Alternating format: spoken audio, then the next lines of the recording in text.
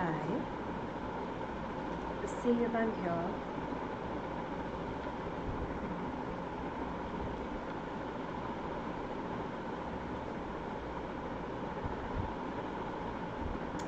Let me know if you can see me, hear me, if I'm here.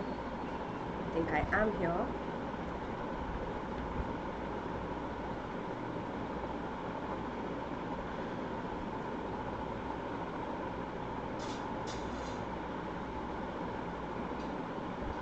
Okay. Hello, I'm Shree. I'm your English educator for grades 11 and 12. As usual, Tuesdays, Thursdays and Fridays are for grade 11, so we're going to be doing grade 11 today. We have finished our Hornbill textbook. We started the Summer of the Beautiful White Horse and finished that off in our Snapshots book. And today we're going to be doing the second lesson in our Snapshots book. Initially, I was going to do a Menti quiz today for the Summer of the Beautiful White Horse, but unfortunately I'd already scheduled this class earlier, and so I had to do this one. But that does not mean we won't be doing the Menti quiz. We will be doing it. We'll just be doing it on Thursday instead, and we'll be doing the Menti for the address, which is what we're going to learn today, on Saturday instead. So that's going to be our schedule for this week instead. I'm really sorry. I know you all were looking forward to the Menti quiz today, but unfortunately, due to like scheduling issues and because a lot of these classes are scheduled like a lot in advance, I couldn't change this. So we're going to be doing the address today, but it is going to be an interesting lesson. So I hope you'll enjoy it anyway. As always, let me know if you have any questions. I will be checking the chat every once in a while, and I will be making sure to answer any questions that you have. So let me know. Well, most of you probably know this by now, but just in case you don't, when do we meet? We meet from 3 to 4 p.m. every day. For 11th grade English, we meet on Tuesdays, we meet on Thursdays, and we meet on Saturdays. I am terribly sorry for that attempt at drawing, but yeah, I hope you can make sense of it. It's 3 to 4 TTS, which is Tuesday, Thursday, Saturday. And that said, we have quite a long lesson today. But before we get into it, I want to tell you about the Unacademy Combat Scholarship Test. There is a link for it in the description box below. You can click on it and you can enroll for this test. And it is a test that basically can win you scholarships worth quite a lot of money. And you can take the test in Hindi or you can take the test in English, whichever you're comfortable with. It's only 45 minutes. It's got only like 30 questions in it, and it's absolutely free of cost. And it gives you a good chance at, first of all, revising, and second of all, winning some good prizes. So you should try it out if you have 45 minutes of time at 1 p.m. on, I believe this test is taking place on 26th, if I'm not wrong. So yeah, if you have 45 minutes of time at 1 p.m. on 26th, you should go ahead and try this test out, and the link is in the description box, so you should enroll right away for that. Having told you about that, let's get into the lesson for the day, which is the address by Marga Minko. Marga Minko isn't her actual name. I believe her name is Sarah Menko, but she uses a pseudonym when she writes. She calls herself Marga. She meant to call herself Marga Menko, but they made an error with the E and they made it I, so now she is Marga Minko. She is a Dutch journalist, which means that she is from Holland, and she writes on issues of political importance, current affairs, things like that. But in this, we're going to read a piece of fiction written by her, and it's called The Address. It's a short story, as all of our lessons are, and it's quite a sad short story. And as we get into it, we'll see why, and we'll see what the title refers to. We'll see what the address is at all. Some context for this lesson that we probably need is that this story is set in post-World War II Holland.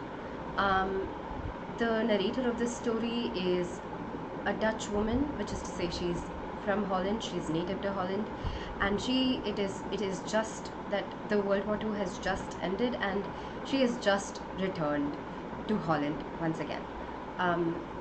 Another piece of information that we should know is that this woman is a Jew, and therefore she's had to leave Holland for quite a long duration of time, because as we know, when Germany occupied Holland for a good period of time during the Second World War, they persecuted Jews, and so the Jews often had to flee or risk being captured and tortured by the Germans. And in this particular case, she has successfully fled and she is still alive.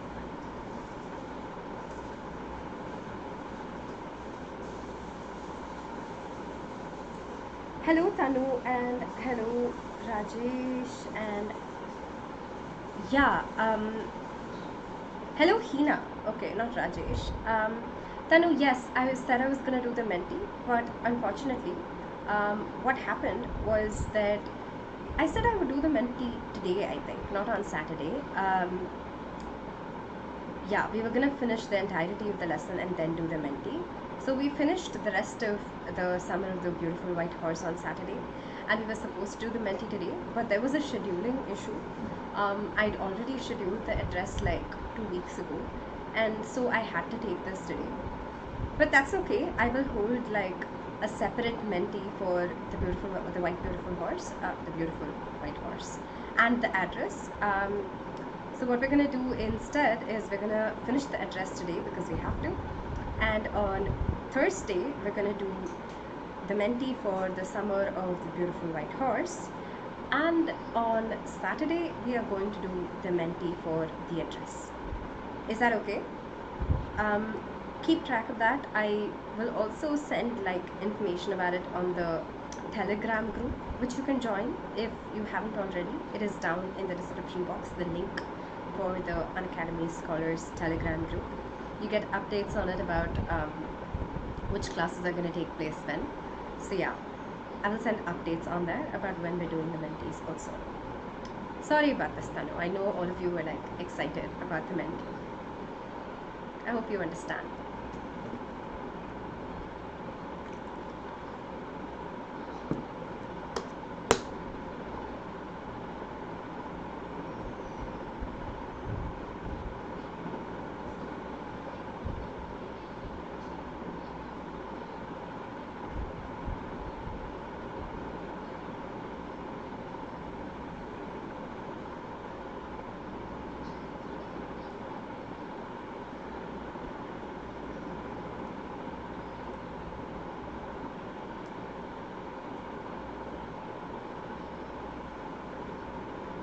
Okay, so the address by Margamenko, and let's get into the actual lesson. As I've already told you, the context of this lesson is that the narrator of this story has just returned to Holland. And what we're going to do is we're going to read the lesson. We're going to read it paragraph by paragraph, and then we're going to discuss some themes from every paragraph that we get. And I will stop every couple of paragraphs to check if you have any questions as usual. So if you do, then leave them in the chat and I will keep an eye out for them. Do you still know me? I asked. The woman looked at me searchingly. She had opened the door a chink. I came closer and stood on the step. No, I don't know you. I'm Mrs. S's daughter. So we open with this chapter and we have the narrator and we have some other woman, and the narrator has just come back to Holland and she has gone to see this woman, and she's asking the woman, do you still recognize me? I know it's been years. I know I've not been in Holland for years. I know the last time you saw me was very, very long ago and I was a very different age back then, but do you still recognize me? The woman looks at her and she's only opened the door a chink, which is to say she's only opened the door a very, very little bit. So she's not like opened the door enough that the narrator can sort of walk inside the house. She's holding it like mostly closed. And so the narrator comes closer and stands on the steps so that the woman can look at her face better. But the woman still says, I don't know you. And then the narrator offers up her identity. She says, I am this person's daughter. You knew this person. The reason that it says Mrs. S is because the story doesn't really give us like the name of the narrator or the name of the narrator's mother. And this is like a convention that people use sometimes. They just say Mrs. B or Mr. T or something like that, and they don't give you the entire name. She held her hand on the door as though she wanted to prevent it opening any further. Her face gave absolutely no sign of recognition. She kept staring at me in silence. So this woman, she is holding onto the door like she wants to stop it from opening any further. So she's deliberately holding it closed. And she's looking at this girl like she completely doesn't recognize the girl. She's looking at her in silence. And even her face doesn't like move to show, oh, yes, I do know you. It's just a blank face. Perhaps I was mistaken, I thought. Perhaps it isn't her. I had seen her only once, fleetingly, and that was years ago. And because the woman is reacting in this way, the narrator sort of like, okay, maybe I'm wrong. Maybe I've not come to the place I thought I was coming to. I only saw this woman once, and I saw her very briefly. Fleetingly means very briefly. And I only saw her years and years ago. It was most probable that I had rung the wrong bell. And the narrator's convinced herself that, she has made the mistake and that she doesn't know this woman and she's rung the wrong bell. She's gone to the wrong address. The woman let go of the door and stepped to the side. She was wearing my mother's green knitted cardigan. The wooden buttons were rather pale from washing. She saw that I was looking at the cardigan and half hid herself again behind the door. But I knew now that I was right. But then, the woman lets go of the door and she moves a little to the side, enough that the narrator can actually see like some of her body. And she sees that the woman is wearing a cardigan, which is a sweater, and it's green. And it's a sweater that the narrator knows very well because it used to be her mother's sweater. And the cardigan has also clearly been worn a lot by this woman because the buttons of the cardigan are pale. They've been stripped of color because they've been washed repeatedly, which shows that they've been used a lot. And this immediately tells the narrator that she is not wrong. She does know this woman, and this woman does know her because this woman also has something of her mother's. And what confirms this for the narrator is the fact that the woman notices that the narrator is looking at the cardigan and then she hides again behind the door, so the narrator can't really see what she is wearing. But this action is no longer enough, which is to say that the woman's attempts to hide that she knows the narrator are not going to work anymore because the narrator has proof, evidence that she is definitely right and this woman does know her and she does know the woman. This is the woman that she came searching for, and why we will find out in a bit. But the first thing that we get from this conversation immediately is the tenseness of it, right? We have someone who is saying, do you know me? And the other person's like, I don't know you. But then the person who was, looking at the other person and like trying to figure out like maybe I'm wrong, maybe I've come to the wrong place, finds evidence that in fact they're right and the other person is either lying to them or has actually forgotten them. But from the way they're acting, it seems more likely that the other person is lying to them, because if you really just didn't recognize someone, then you wouldn't be trying to hide your clothes from them, right? And you wouldn't be trying to hold the door that much closed. So both of those things kind of give away the fact that it is a lie. Also, the woman's closed-offness suggests that it might be a lie because she's not like, oh, who are you? No, I don't remember you, or anything like that. She's just like, who are you? And that sort of like unwillingness to really even talk to this narrator tells us that there's something that the other woman is hiding here. Checking for questions. Hello to Harshu and good evening. We're doing the address today.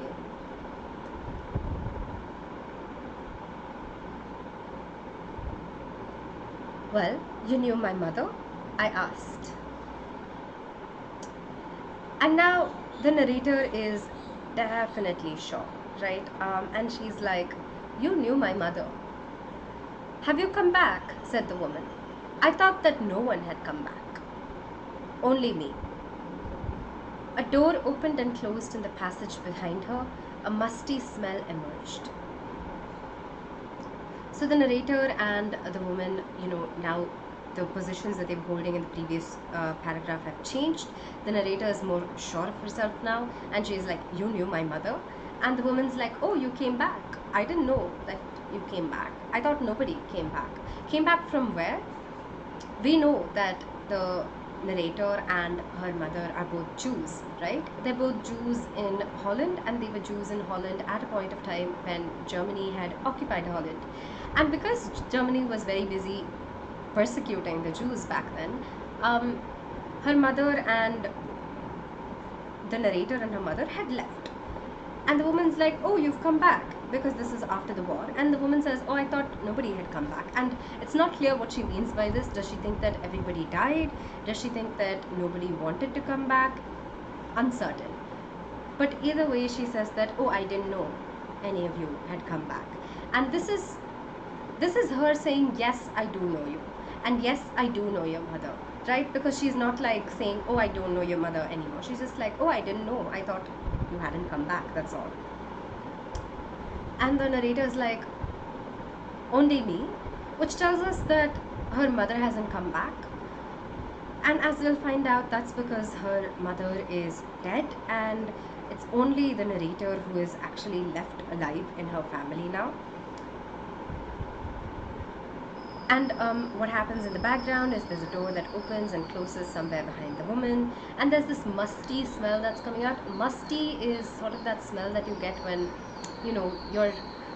a room is stuffed full of old things, and that smell of oldness is coming out. And this is important because it'll come back later. "I regret I cannot do anything for you. I've come here specially on the train. I wanted to talk to you for a moment." "It's not convenient for me now," said the woman. "I can't see you. Another time." And the woman's like, "Oh, I can't do anything for you." And she says, "Oh, I regret it." But she doesn't really seem to regret it. She just seems to want to get the narrator away from the situation. And the narrator's like, "I just want to talk to you for a moment." And the woman's like, "It's not convenient. I can't see you. Some other time." She stood here all this time and she's talked to the narrator, and yet she is willing to continue the conversation.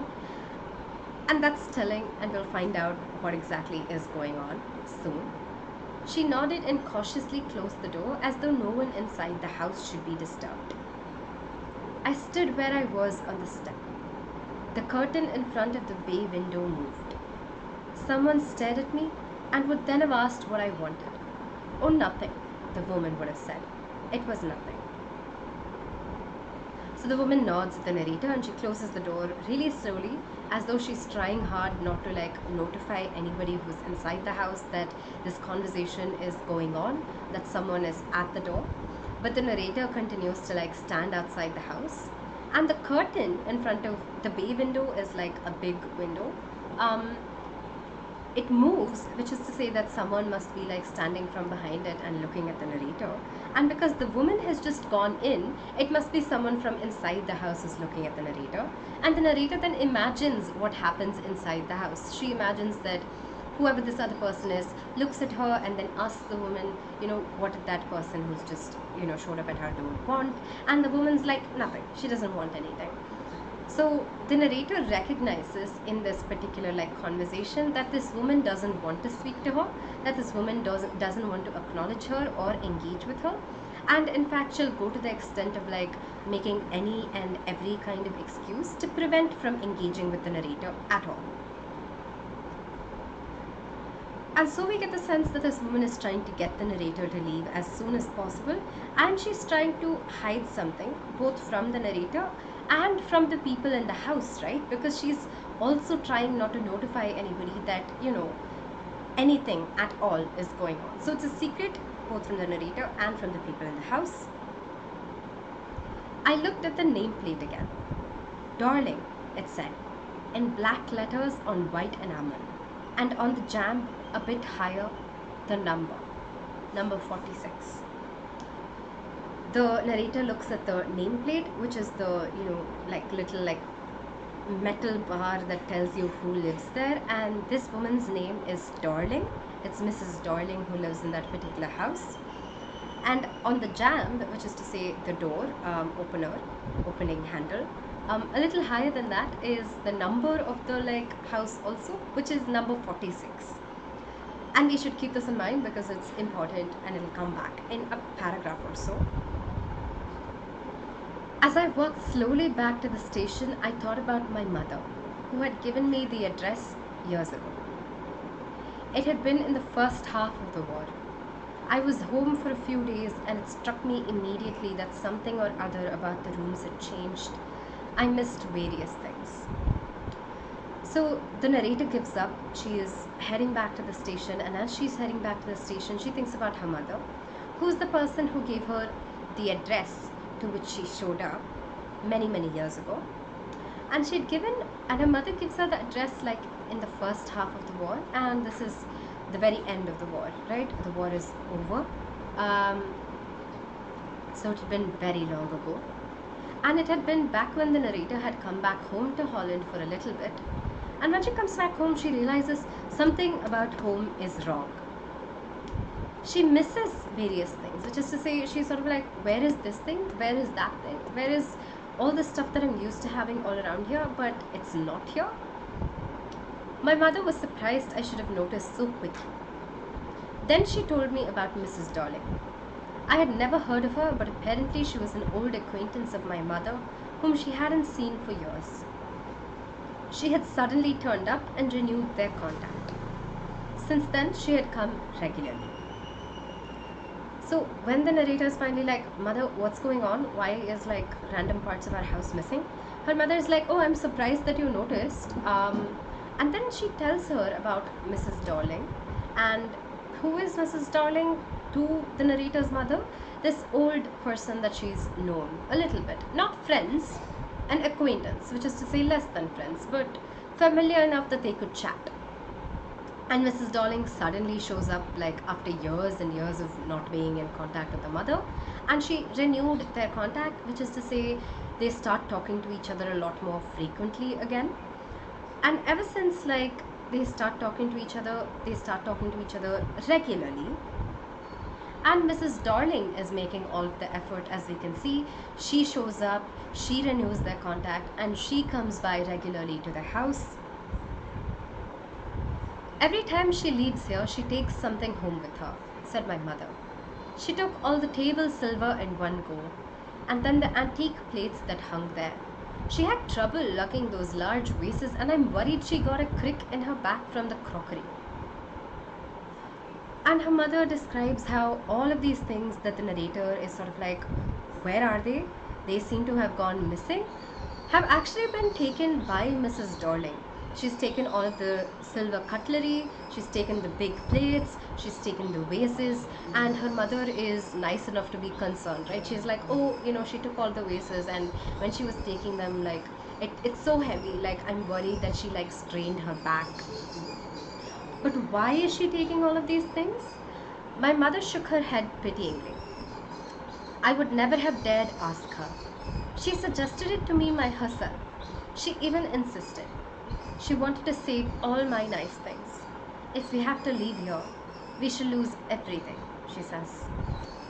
And the mother's sort of like, I didn't ask her to, but she came up with the idea, just like she renewed contact, just like she's been regularly visiting. And she even insisted, which is to say she pressured me. Well, not really pressured, but she kept saying that, yeah, she would do this, even like though I was like, well, it's okay, you don't have to. And she wanted to save all these nice things. So what's going on here is really that there is a worry that because these people are Jews, they may have to leave Holland at any point of time, right?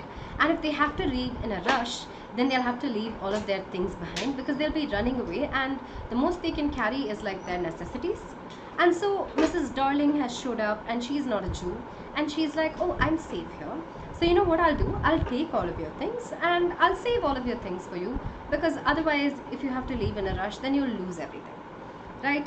Something about this is suspicious, and what's suspicious about it is that Mrs. Darling is offering to do all of this, right? And she is asking to do all of this. It's not like the mother wants any of this, but Mrs. Darling like just randomly showed up and, you know, said, oh, okay, I'll like help you out. And it is a little suspicious, and the narrator also feels like it's suspicious. So she says, have you agreed with her that she should keep everything? I asked. And so the narrator is really asking, so have you both discussed the terms of your agreement? So she'll just keep everything for a while and then, like, you know, we'll take it back. Have you, like, are you both very clear on this? As if that's necessary, my mother cried. It would simply be an insult to talk like that. And her mother is insulted by the idea that, you know, she should have to make such an agreement at all. She's like, that's not necessary. She's our friend. She wouldn't do that to us. And you know what? It's insulting to suggest that, like, Mrs. Darling might steal all our things. She wouldn't do that. And it's especially an insult because, and think about the risk she's running each time she goes out of our door with a full suitcase or bag. Especially because Mrs. Darling is taking quite a bit of a risk by saving all of our things. If people found out that she was, you know, saving the things of Jews, then she would get in trouble for it also. So, you know, I can't like go and ask her, hey, will you give these things back to me at some point of time? Because that would be really impolite of me. That would be really rude of me. And I would be mistreating someone who is doing me quite a favor, right? Interesting, like, paragraph, and it's given us quite some context on what's going on in this story. Also, can you see me? Because I seem to have frozen, but let me look at the chat. Hello, Muskan. Muskan, we will be doing a Menti on Thursday, and then on Saturday again. So let me just put that in the chat actually. Menti.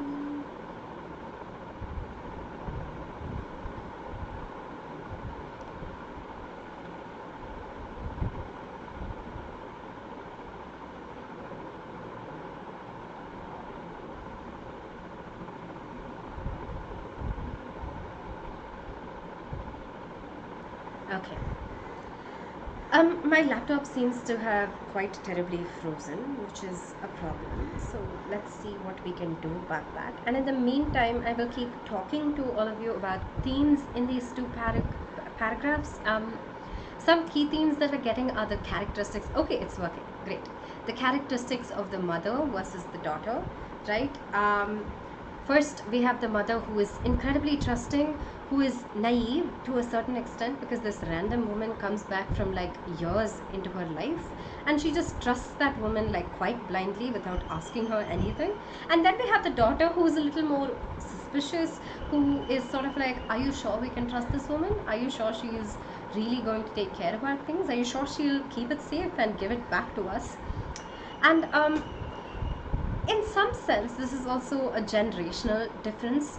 I'm thinking, say, about our parents' generation and maybe our generation, and the sort of more suspicious way that all of us exist in the world as compared to our parents, who can be quite trusting, right, when it comes to people, and who care a lot for conventions like treating someone politely and treating someone with respect and treating someone with respect in a very specific way.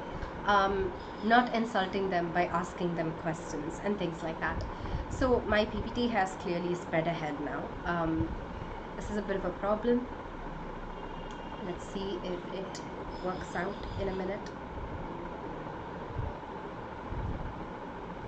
But another thing that we're also getting is the context for why the narrator has showed up at Mrs. Darling's door.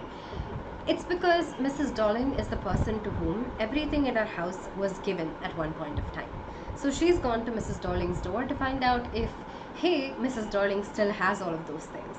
And Mrs. Darling is acting very suspiciously even now, right? She's sort of like, oh, you, I don't know you. Oh, wait, I do know you, but like, you know, I don't have time to talk to you, so come back later. And what this suggests is that, especially because she said, oh, I thought nobody had come back, it suggests that she was convinced that these people would never return, and so she just get to keep all of their things forever. But now that the narrator has showed up again, she doesn't want to give any of those things back to the narrator, and so she's just, you know, sort of like, oh, if I pretend you don't exist, maybe you'll just go away. This is the next paragraph. Oh, My mother seemed to notice that I was not entirely convinced. She looked at me reprovingly, and after that we spoke no more about it. The narrator's mother is sort of like, I can see that you're not convinced, and she looks at the narrator reprovingly, like she's scolding the narrator with her looks. And then they both just don't talk about it anymore, because it's like one of those situations where, your parents make a decision that you don't entirely necessarily agree with, but you sort of know that they don't think your opinion is a reasonable one, and so you just sort of like don't talk about it, and they don't talk to you about it because they don't want to hear what you have to say. Yeah, it's one of those situations. But clearly in this particular case, the narrator has been proved right, insofar as, there is a reason to be suspicious of Mrs. Darling. And Mrs. Darling has clearly not been the most trustable person. Meanwhile, I had arrived at the station without having paid much attention to things on the way. I was walking in familiar places again for the first time since the war, but I did not want to go further than was necessary. I didn't want to upset myself with the sight of streets and houses full of memories from a precious time. Meanwhile, the author has been walking all this time, and as the author has been, the narrator's been walking all this time, and the narrator's been walking while telling us this story, right? The narrator's not been telling us anything about the streets that she's walking on or what's around her. And there's a reason for this, and that's that the narrator herself is trying not to look too much at the things that are around her. These places are places that she knows very well, right? She is back here for the first time after a really long time. It's after the entire war is over that she's returning to these places. But she doesn't want to see them. She doesn't really want to think about them. And that's because she thinks that if she sees them, and she thinks that if she thinks about them, she will become upset. Why is that? Because they are full of memories from a precious time. Because looking at all of these things reminds her of good times, which is to say times before the war, times before she had to think about any of the horrors that war brought, times before when she was younger and more innocent and had a lot less understanding of the cruelty of the world, right? So that's the preciousness of a time back then. And looking at it now would be difficult for her because she's changed a lot. And to see all of those places look the same and remember herself as she used to be is going to be difficult for her. Yeah. So it's not distress at the past here, so much as distress that the past is no longer how things are, that things have changed, that she especially has changed. In the train back, I saw Mrs. Darling in front of me again as I had the first time I met her. So in the train, the narrator has another flashback. She's thinking about the first time that she saw Mrs. Darling in front of her. It was the morning after the day my mother had told me about her. I had got up late, and coming downstairs, I saw my mother about to see someone out. A woman with a broad back. "There's my daughter," said my mother. She beckoned to me. So it's the very morning after, like, the narrator and her mother have the conversation about what's happening to the things in the house, and the narrator's mother is sort of like, "Oh, Mrs. Darling is taking them," and the narrator wakes up the next day, she gets up late, she goes downstairs, her mother is seeing someone, like, leave the house, seeing someone out, saying goodbye to them, and it's someone with a broad back. And the mother introduces them, and she says, "Oh, look, this is my daughter." The woman nodded and picked up the suitcase under the coat rack. She wore a brown coat and a shapeless hat. And the woman, who is Mrs. Darling, nods, and she has a suitcase with her, and it's a suitcase with more things from the house that she's taking away. She's wearing a brown coat, she's wearing a shapeless hat. This is just a brief description that we're getting of Mrs. Darling. "Does she live far away?" I asked, seeing the difficulty she had going out of the house with a heavy case. And the narrator's like, "Oh, does she live a long distance away? Like, she has to, like, carry that really heavy case outside until there." And the narrator sees that, Mrs. Darling is already having trouble carrying it. "In Marconi Street," said my mother. "Number 46. Remember that." And the mother's like, "This is the address. This is the number of her house. Remember where she lives, and remember it so that if things come to the worst and we have to leave, then we can come back and get these things back for ourselves. And that brings us to the title of our story, The Address. And the address refers to number 46 Marconi Street, right? It is Mrs. Darling's address. It is the address in which the past of the narrator, the things of her childhood home, the things that she and her mother, like once upon a time, treasured, are currently stored.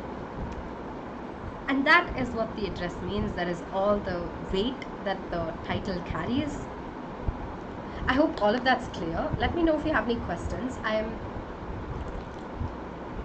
drinking water, looking for questions.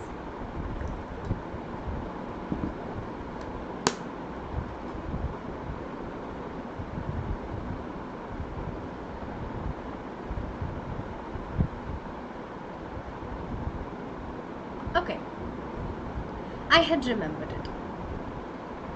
And the narrator does remember the address, even though she's gone through whatever she's gone through across all these years, whatever kinds of pain, including the loss of her mother, she remembers that address. But I have waited a long time to go there. But she doesn't go there until the moment that this story takes place. Initially, after the liberation is when the Second World War ends and Holland is freed from German occupation. I was absolutely not interested in all that stored stuff, and naturally I was also rather afraid of it. Afraid of being confronted with things that had belonged to a connection that no longer existed, which were hidden away in cupboards and boxes and waiting in vain until they were put back in their place again, which had endured all those years because they were things. And the narrator doesn't go back to get it for two reasons. But she says, I wasn't really interested in those things. But her primary reason is really that she was afraid of those things. And why is she afraid of them? She says that she's afraid of them for three reasons, right?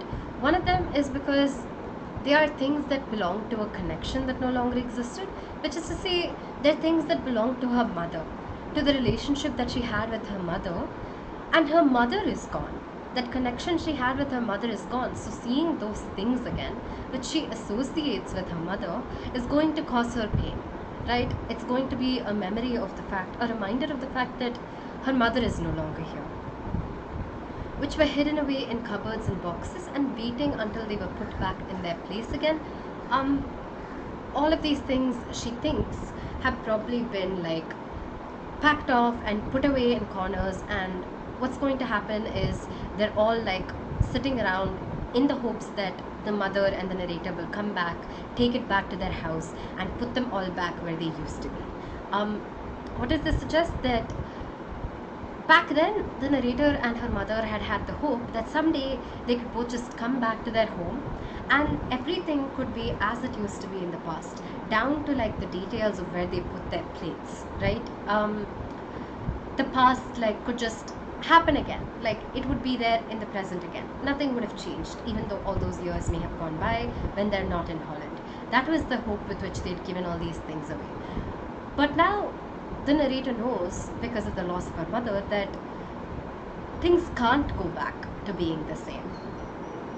It's impossible for them to be put back in their place again, because even if she could literally put them where they used to belong, they're not going to feel the same way because her mother isn't there with her. And another reason that she's afraid of seeing them is because they endured, because they were things, which is to say, they've suffered no kind of harm, they've suffered no kind of damage, and that's because all of them are things, right? They're not people. But she's known people who have suffered. And to go back and to look at these things is to face all of these very, very difficult feelings of loss with regard to all of the people that the narrator has lost. And she's sort of like, I can't do it, I won't do it, I know I'm safe now, I know things are well enough that I could go get those things, but I can't yet. But gradually everything became more normal again. Bread was getting to be a lighter color. There was a bed you could sleep in unthreatened, a room with a view you were more used to glancing at each day. But as time went by, the narrator starts getting used to safety. Bread becomes lighter, she says, So war bread, because the economy was in really difficult times, they used to make bread out of oats and barley and things like that, and it used to be a very dark color. But now it's starting to be made from wheat again, so it's a light color again. The narrator is also finding that she can finally go to bed without like being worried that she's going to get caught, without being worried that something terrible is going to happen, without being worried, for instance, that the city is going to be bombed. And also a room with a view you were getting used to glancing at, that suggests that she's in the same place for a long duration of time. She's seeing the same thing outside her window. But before, she was used to moving from place to place to place to place, as people found out that, as there was more and more risk in a locality, so to speak. And one day I noticed I was curious about all the possessions that must still be at that address. I wanted to see them, touch, remember. And as the narrator starts being less afraid, and as the narrator starts getting more used to living life without the war, she finds that she starts thinking about the past again. And in some sense, she wants to touch all of those things and see all of those things and feel all of them and kind of feel herself connect again with that past that briefly before she was afraid of. Yeah, and themes from this paragraph, we already discussed it. There is fear after you've just come out of being in a really terrible situation and you're safe. And the fear is that once upon a time things used to be very different. You weren't afraid, and you had a life before that fear. And you're afraid to think about that life because it's changed. You're also afraid to think about that life because your current safety feels very insecure and you're not sure really if you can build any sort of a stable life again. But eventually that fear of the past and every meaning that the past held and the value of the past turns into a sort of more gentle longing for the past. And so the narrator is like, I want to go back to the past, except without that fear, and I want to see these things. So that's what's going on. I'll check for questions. Yeah, Mrs. Darling was an old acquaintance of Mrs. S, who is the narrator's mother. Hello. After my first visit in vain to Mrs. Darling's house, I decided to try a second time. Now a girl of about 15 opened the door to me. I asked her if her mother was at home. So even though the first visit didn't work out, the narrator is like, I'm going to try again. So she goes again, and this time somebody else opens the door, and it's a girl who's around 15 years old, and she's Mrs. Darling's daughter. And now we know who it is that Mrs. Darling wanted to hide the presence of the narrator from, and it's her daughter, right? Which tells us that it's entirely possible that the daughter has been unaware that her mother took all of these things from another person. So that's what's going on here. And the narrator's like, oh, is your mother home? No, she said, my mother's doing an errand. No matter, I said, I'll wait for her. And the daughter's like, oh, my mother isn't home, she's outside doing some sort of chore. And the narrator's like, that's okay, I can come in and wait for her. I followed the girl along the passage. An old-fashioned iron Hanukkah candle holder hung next to a mirror. We never used it because it was much more cumbersome than a single candlestick. So the narrator enters the house and she follows the girl into the house, and the first thing that she sees is this candle holder which is made of iron, and it's a Hanukkah candle holder. Hanukkah is a celebration for the Jews. I think it's the festival of lights, I'm not very sure. But yeah, and this Hanukkah candle holder, the narrator tells us, is something she and her mother never used. So immediately the first thing she sees as soon as she enters the house is something that used to belong to her in her house. So she knows that Mrs. Darling still has the many things that she took from their house, and in fact she's kept them in her house.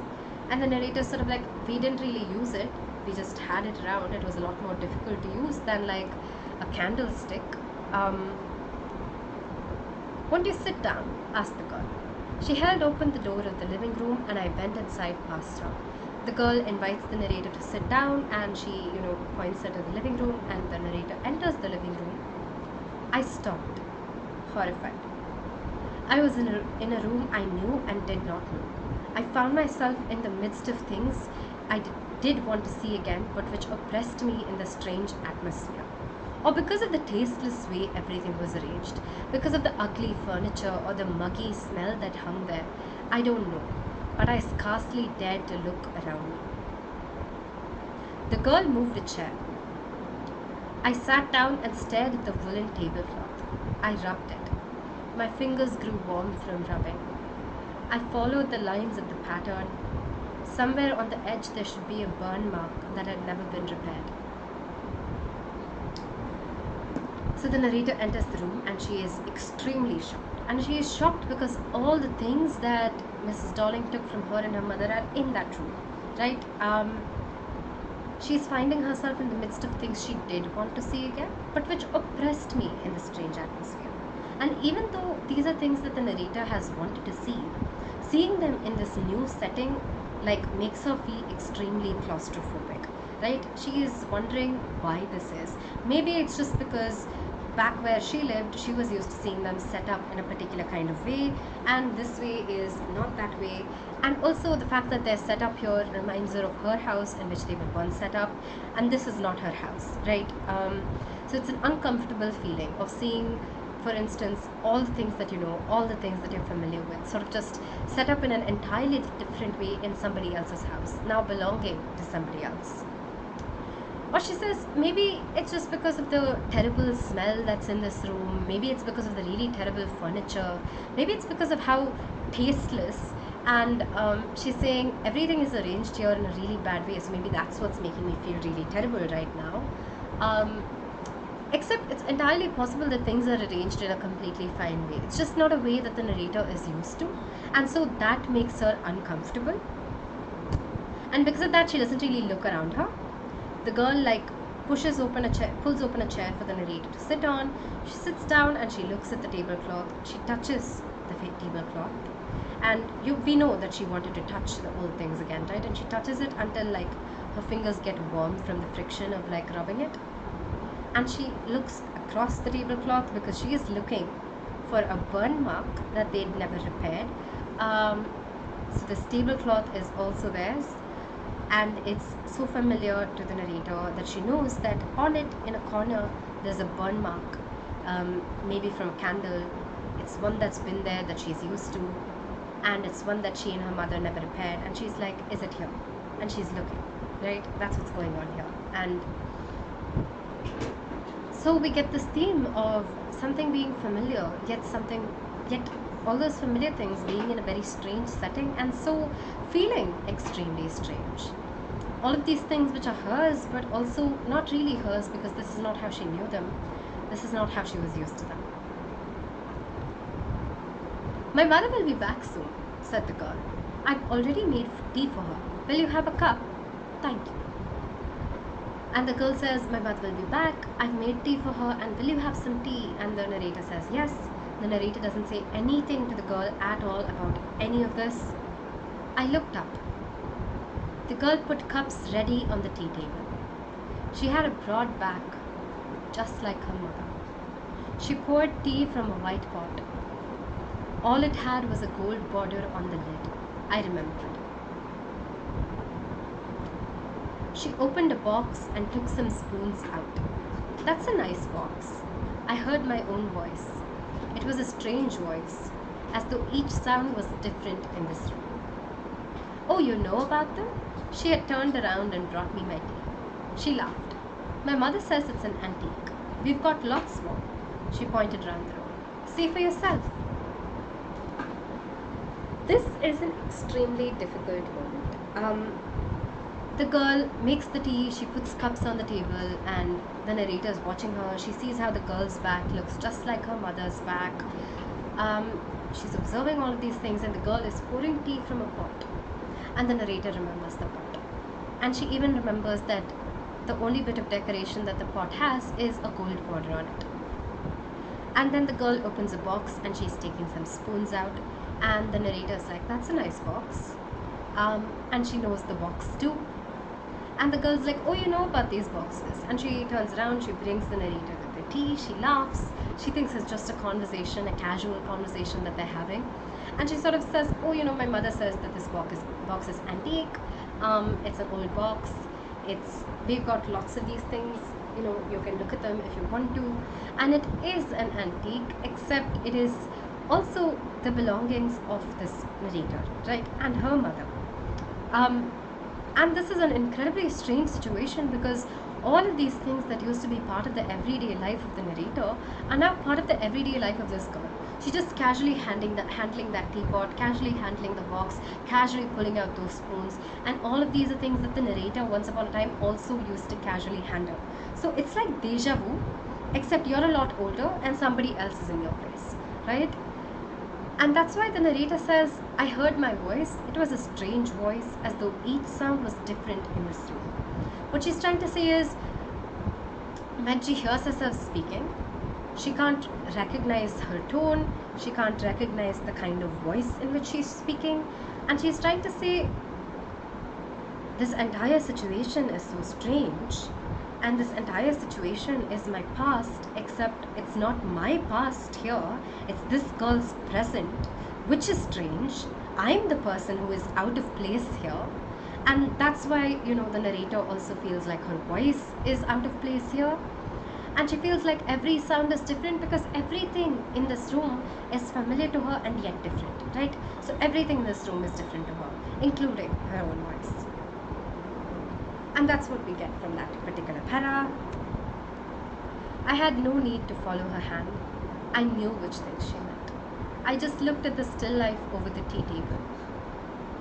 As a child, I had always fancied the apple on the pewter plate. The narrator says, I didn't need to look where she was pointing. I knew the things she meant. I didn't need to look at them to know what they were, because I knew them. Instead, she looks at this still life, which is a painting of like still life, which is generally fruits and vegetables and things like that, and it's hanging over the table. And she says, when I was a child, I really liked the apple on the pewter plate, in the painting, right? So when she was a little girl, she'd also stared at that still life and really liked the apple. So every bit of like furniture and decoration in this room is reminding her of her childhood. We used it for everything, she said. Once we even ate off the plates hanging there on the wall. I wanted to so much, but it wasn't anything special. And the girl says, oh yeah, we use these antique things for everything. It's our everyday life. We even ate off like those fancy plates that are hanging on the wall, because I really wanted to. But when I actually ate on it, I found it wasn't like all that special. It was just like the plates hanging on the wall looked special. When I used them, they weren't that great. But they are special to the narrator, right? Because they represent her childhood to her. I had found the burn mark on the tablecloth. The girl looked questioningly at me. So meanwhile, the narrator has been looking at the table, the cloth for the burn, and she finds the burn mark, and so it's another part of her past that she's found, but she's not saying anything to the girl. So the girl sort of just looks at her. Yes, I said, you get so used to touching all these lovely things in the house, you hardly look at them anymore. You only notice when something is missing, because it has to be repaired, or because you have lent it, for example. And the narrator is trying to carry on the conversation. She's sort of like, yeah, I get that. If you have something special in your house all the time, you get used to it and you don't really treat it as though it's special. And she's like, you only notice that it's special when it goes missing. And maybe it's gone missing because it had to be repaired, or maybe it's gone missing because you lent it. And this is a throwback, right? It's a throwback to that moment when the narrator comes back home. She's walking around her house and she finds that things are missing in the house, and her mother has given it to Mrs. Darling to keep. So very much like the pain that the narrator is talking about in this moment. She's saying, only notice it if it's gone. Yeah, she's very much talking about herself and a pain that she is familiar with, that she's experienced. And what's very interesting about this entire scene is that it's very obvious that even though each of these things are part of the narrator's childhood, they have also been part of that little girl's childhood. So the little girl doesn't know that it belongs to somebody else. She doesn't know that that person is sitting right across from her. The conversation they are having is very odd because of that, because the girl is talking to her thinking it's a stranger, and the narrator is talking to her knowing that this girl now occupies everything that she once used to hold dear. Again, I heard the unnatural sound of my voice, and I went on. I remember my mother once asked me if I would help her polish the silver. It was a very long time ago, and I was probably bored that day, or perhaps I had to stay at home because I was ill, as she had never asked me before. I asked her which silver she meant, and she replied, surprised, that it was the spoons, forks, and knives, of course. That was the strange thing. I didn't know the cutlery we ate off every day was silver. And then the narrator speaks again, and she's like, when I was a little child, I used to I have this memory from my childhood when my mother asked me if I would maybe help her polish the silver in the house, and I don't know, maybe I was bored that day, maybe I asked her to give me something to do, or maybe I couldn't go to school because I was sick or something like that. She'd never asked me before that. That was the first time she asked me to polish the silver, and I was just like, what silver do you mean? And my mother was really surprised because she was referring to all the plates and the cutlery we use every day. But I didn't really know before she told me that everything that we use was silver. I'd never really paid enough attention to it to observe that fact, because it was just my everyday cutlery to me. The girl laughed again. I bet you don't know it is either. I looked intently at her. And the narrator's like, I'm sure you don't know it's silver also. And this is a dead giveaway, right? The narrator's referring to the fact that the cutlery has passed on to this girl. What we eat with? She asked. Well, do you know? And the girl's like, what we eat with? Is it silver? She's asking. And the narrator's like, well, do you know? And she doesn't know, right? And here it seems like the narrator is first of all saying, oh, these things are mine, they're not yours. And she's trying to find out also if the girl knows. And the girl doesn't. She clearly does not know. And when the narrator says, do you know? She's not only asking the girl, do you know that the things that you eat on are silver? She's asking the girl, do you know that the things that you eat on once used to be mine? Do you know what your mother's done? And she doesn't. And we see that because she in this particular line, she hesitated, she walked to the sideboard and wanted to open a drawer. And look, it's in here. She goes to look at the cutlery to see what it is. And the narrator's like, well, she also has never paid attention to these things. She also has just always grown up looking at these things and taking them for granted. And really, it's not her fault at all, right? She simply has no clue what's going on here. I jumped up. I was forgetting the time. I must catch my train. She had her hand on the drawer. Don't you want to wait for my mother? No, I must go. I walked to the door. The girl pulled the drawer open. I can find my own way. As I walked down the passage, I heard the jingling of spoons and forks. And the girl's like, okay, I'll go look. And the narrator's like, no, you do that, but I've forgotten the time. I have to go. I can't wait and see you look and realize. And the girl's like, don't you want to wait for my mother? And the narrator's like, no, I have to go. I can go on my own. You don't have to come say goodbye to me at the door. And so she walks out. And as she's walking out, she hears the girl in the background opening the drawer and looking at the cutlery and realizing maybe that the cutlery is made of silver. But that's all she can realize, right? She can't realize that this cutlery doesn't really belong to her or her family. At the corner of the road, I looked up at the nameplate. Marconi Street, it said. I had been at number 46. The address was correct. Third time that the address has come back in the story. Marconi Street, number 46. The address that the narrator was supposed to remember, the address in which her past currently resides. But now I didn't want to remember it anymore. I wouldn't go back there because the objects that are linked in your memory with their familiar life of former times instantly lose their value when severed from them. You see them again in strange surroundings. She says that she no longer wants to remember the address and she no longer wants to get those things back. And why doesn't she want to get those things back? She says those objects in your memory, all these things that used to be in my house are in my head, things that are associated with my house, my life, my childhood, my past. But I saw them in these strange surroundings and they were unfamiliar to me and I didn't recognize them.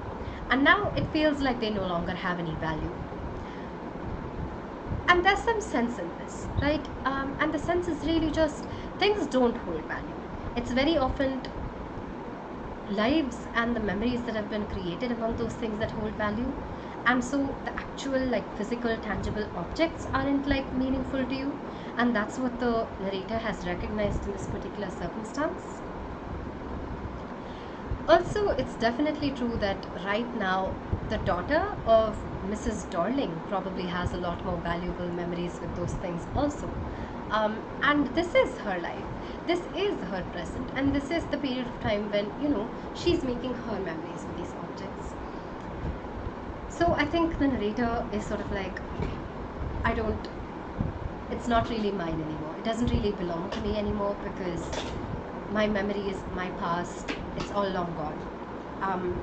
And she's not sure that she wants to make memories with the things again in the future, because she says, and what should I have done with them in a small rented room where the shreds of blackout paper still hung along the windows and no more than a handful of cutlery fitted in the narrow table drawer. And she's like, and what am I going to do with them now? You know, if I get those things back, my past isn't going to come back. I could make a future with them, but do I really want to? And how am I going to make a future with them? I live in this really tiny room. In this tiny room in which, you know, there is simply no space to put more than like a handful of spoons inside a drawer. That's the kind of small room I live in. And the room still has blackout paper on the walls.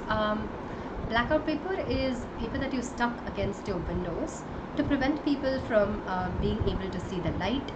Entire cities had to do this so that if planes were going above the city, aiming to like shoot, or aiming to drop bombs in the city, they wouldn't get any sort of sign of life, you know, they wouldn't be able to like identify the city easier.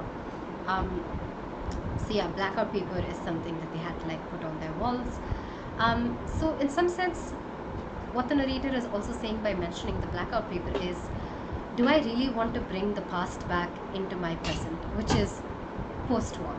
Do I want to bring those pre-war times back into this moment? Can they really fit into my life now, which is very different from the life I had before the war?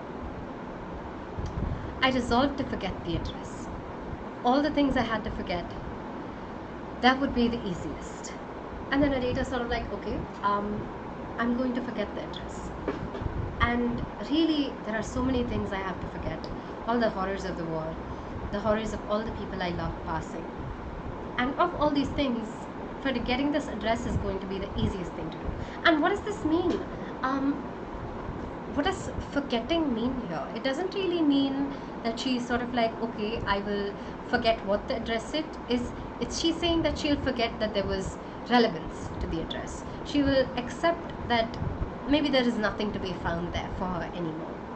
So she's going to stop putting a value on those things. And that's what she means also when she says that of all the things I had to forget, that would be the easiest. She's saying there are so many terrible things that have happened to me, and I have to deal with all of them, and I have to accept all of them. But of all of these things I have to accept, what is easiest to accept is going to be the fact that I have lost all of these things from my past, because maybe those things don't have much value. That brings us to the end of the lesson. Kritika, you've left a message, but you've kind of taken it back, I think. Well, if you have any questions, let me know.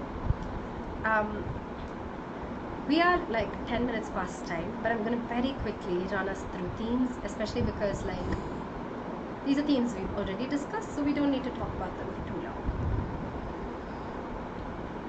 So one key theme is war, the loss that follows war, the loss of like your belongings, the loss of your family, the loss of your past, the loss of life as you knew it, the sort of sorrow and fear that follows you around after the war, and also betrayal during the war, right? Mrs. Darling has betrayed the narrator and her mother, and that's something that she did maybe because she really wanted all the things that the narrator and her mother had, or maybe because she wanted to give her daughter a bit of a life, wanted her daughter to have all of these beautiful things also. it's a difficult circumstance, right? Because those times were bad for almost everybody. And so we can't really even entirely judge Mrs. Darling for what she's done. Maybe she was just trying her best to like make her life better, make her daughter's life better.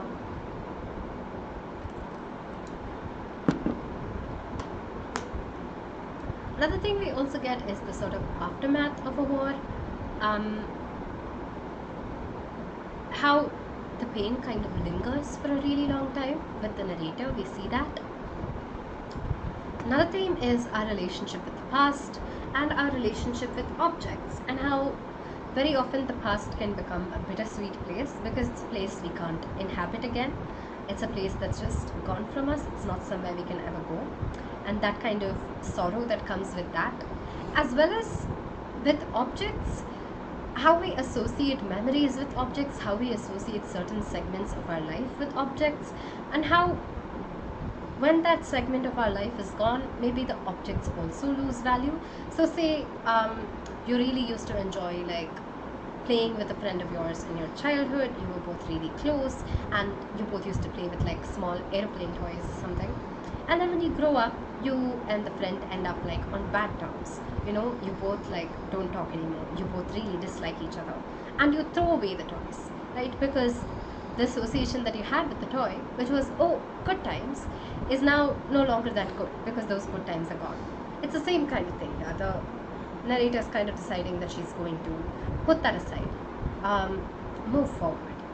And that's what forgetting means here. It's an acceptance that all of those objects may mean nothing at all, and it's an acceptance that the past is in the past, and being with those objects may not necessarily bring the narrator anything good, or any of that sense of her past being good back. So that's what's going on here.